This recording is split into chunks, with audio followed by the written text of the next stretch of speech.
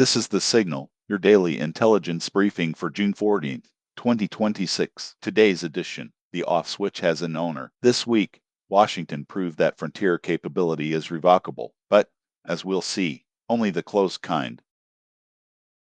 Here is the sequence. On June 9th, Anthropic released Claude Fable 5 and Mythos 5, its most capable models ever. On June 12th, it received an export control directive from the U.S. government. By June 13th, they had disabled both models for every customer worldwide, 3 days from launch to global recall. As of today, access is still suspended. That is the single fact I cannot stop turning over this weekend, because it quietly rewrites the question every executive in my world has been asking for 3 years.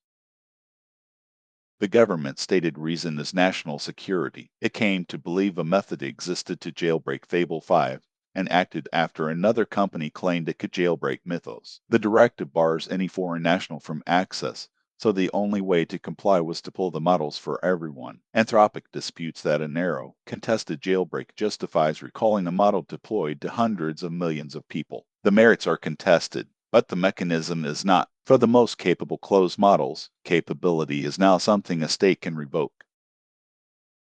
Now hold that against what happened 48 hours earlier. Moonshot AI open source Kimi K2.7-Code, a roughly 1 trillion parameter coding model, released under an open license at about 95 cents per million input tokens. A directive can disable Fable 5 because it lives behind an API. There is a server, an account, a switch. Kimi has no such choke point. Once the weights are downloaded, and they work globally within hours, no order can recall a file that already sits on tens of thousands of machines. And that is the inversion at the heart of this week. The state's new power to switch off capability reaches the safety instrumented, governable models, and not the open ones it cannot see. Europe holds a slower switch. On August 2nd, 49 days from now, the EU AI Act's penalty powers for general-purpose AI begin, with exposure up to 7% of global turnover. Yet about 78% of organizations have taken no meaningful steps. None of this is abstract. It sits on the largest infrastructure cycle in computing history. The Delaware Group raised its 2026 data center capital expenditure outlook above $1 trillion this month, with the spend expected to accelerate in the second half as the next generation of accelerators ramps. We are pouring $1 trillion a year into compute whose output, delivered through hosted endpoints, we just learned can be switched off by directive. The compute is sunk and physical. The capability riding on it is suddenly conditional. That is a new line in the risk register for every chief financial officer underwriting an AI-dependent profit and loss.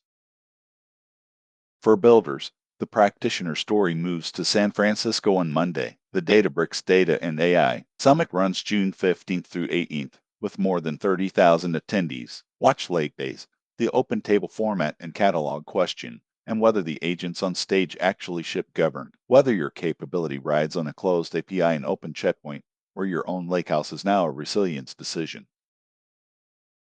So here is the argument in one line. The unit of the .I. power shifted again, from the model, to the data, to access, to permission, and now to reversibility. Regulation, American or European, lands almost entirely on the closed models and barely touches the open ones. That is the asymmetry leaders have to plan around. 4 practical moves: treat model availability as a dependency that can fail, and test the failover before you need it. Know who holds the switch for each capability. Weigh self-hosted options where continuity is existential. And start your EU AI Act conformity work now. 49 days is not a planning horizon. It is a deadline. The labs will litigate this order, and they may win it back. The lesson stands regardless. In 2026, the most important question about an AI capability is no longer how good it is who can turn it off. This has been The Signal. I'm Matt Suhail Mattis. See you tomorrow.